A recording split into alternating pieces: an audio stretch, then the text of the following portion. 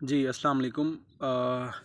कल की वीडियो में हमने डिस्कस किया था कि आपने कैसे अप्लाई करना है, डॉक्यूमेंट्स कौन से रिक्वायर्ड होंगे आपको अप्लाई करने के लिए, अगर आप अप्लाई कर रहे हैं इटली में पीएचडी के लिए। और आज थोड़ी सी मैं बात करना चाहूँगा स्पेसिफ़िकली एक डॉक्यूमेंट के हवाले से जो कि मोस्ट फ्रीक्वेंट डिस्कस किया जाता है हर ग्रुप में और हर पर्सन इस पे बात करता है।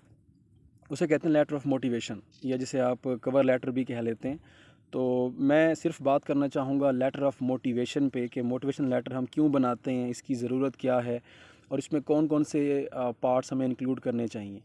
सबसे पहली चीज़ तो ये कि आपकी डिग्रीज़ और रिसर्च प्रपोज़ल के बाद यूँ कह लें कि जो सबसे मेन चीज़ है वो आपका लेटर ऑफ़ मोटिवेशन होता है। ऑल्दो ये हर यूनिवर्सिटी में रिक्वायर्ड नहीं होता, बट स्टिल आप इसको अदर डॉक्यूमेंट्स में अपलोड कर सकते हैं। अब लेटर ऑफ़ मोटिवेशन हम क्यों बनाते हैं? बेसिकली हम जैसे इसके नाम से आपको शो हो रहा है लेटर ऑफ़ मोटिवेशन, कि आप कुछ ऐसा स्टेट करते हो, कुछ ऐसा लिखते हो इसमें कि आप क्यों इस यूनिवर्सिटी में, इस डिपार्टमेंट में, इस फैकल्टी में अप्लाई करना चाहते हो। अब इसमें अगर आप देखें तो चीज़ों को हम ट्रिकल डाउन करते हैं कि लेटर ऑफ़ मोटिवेशन, कि आपकी इस पोजीशन पे अप्लाई करने के बिहाइंड क्या मोटिवेशंस हैं, किन मोटिवेशन की बेस पे आप यहाँ अप्लाई कर रहे हो। इसको मैं एग्जांपल से सिंपलीफाई करूँगा। फॉर एग्जांपल अगर आप इंजीनियरिंग के स्टूडेंट हैं और आपने अप्लाई करना है, फॉर एग्जांपल आपका जो मेजर है वो सॉफ्टवेयर इंजीनियरिंग है या कंप्यूटर साइंसेज है, और आपने एक यूनिवर्सिटी को देखा लाइक यूनिवर्सिटी ऑफ रोम, और अब उसके बाद आपने अपना डिपार्टमेंट फाइंड किया तो वहाँ पे डिपार्टमेंट ऑफ सीएस अवेलेबल था।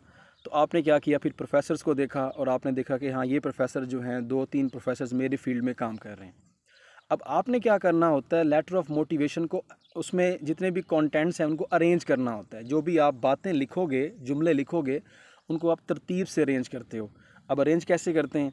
जो यूँ कह लें कि उसमें 3 से 4 पैराग्राफ होते हैं और एक अच्छा लेटर ऑफ मोटिवेशन 4 सफ़ों पे मुश्तमिल 4 पैराग्राफ पे मुश्तमिल होता है और उसका एक पेज होता है। मतलब वर्ड डॉक्यूमेंट का एक पेज जो होगा वो इंक्लूड होगा और उसमें आपने 4 पैराग्राफ इंक्लूड करने हैं। अब सवाल ये है कि उन पैराग्राफ में हम लिखेंगे क्या?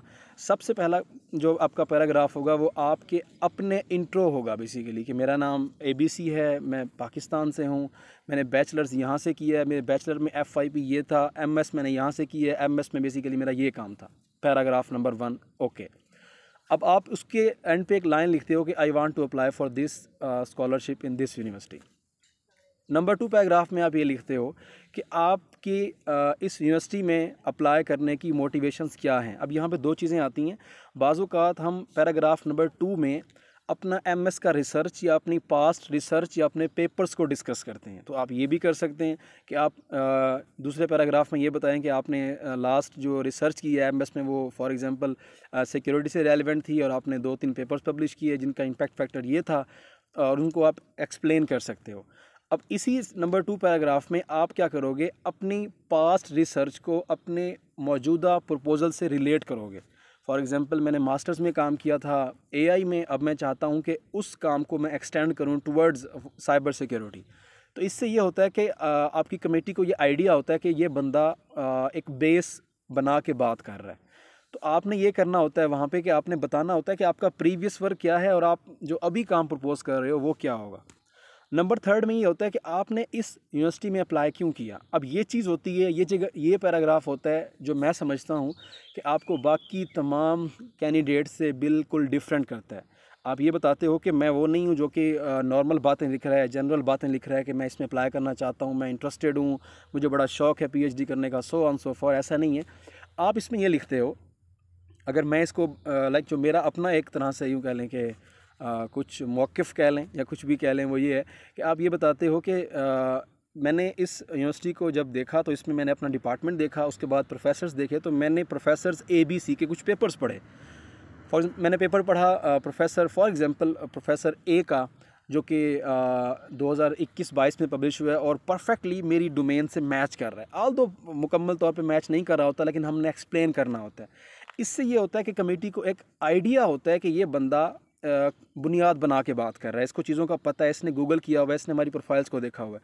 तो कोशिश करें इन तमाम पॉइंट्स को जहन में रखें जब भी आप लेटर ऑफ़ मोटिवेशन बना रहे हो। अपनी मोटिवेशन को आपने ओपनली वहाँ पे बताना होगा, लेकिन ये ख्याल करते हुए कि आपका लेटर ऑफ़ मोटिवेशन एक पेज से एक्सीड ना करे। एक अच्छा लेटर ऑफ मोटिवेशन एक पेज पे यूँ कह लें कि ख़त्म हो जाना चाहिए। उसमें जो भी आपकी बातें हैं वो समराइज्ड हों, टू दी पॉइंट हों, ताकि आपकी जो एवेलुएशन है या जो आपकी सिलेक्शन है उसमें वो एक रोल प्ले कर सके। सो मैं उम्मीद करता हूँ कि ये कुछ बातें आपको फ़ायदा देंगी इंशाल्लाह, और मैं ट्राई करूँगा कि इस पे कुछ और वीडियोज़ भी बनाऊँ, और अपना फ़ीडबैक भी कमेंट्स में दीजिएगा, और ज़रूर अप्लाई करें और अपने डॉक्यूमेंट्स को जितना हो सके इम्प्रूव करें ताकि आपके चांसेस बढ़ सकें। बहुत शुक्रिया।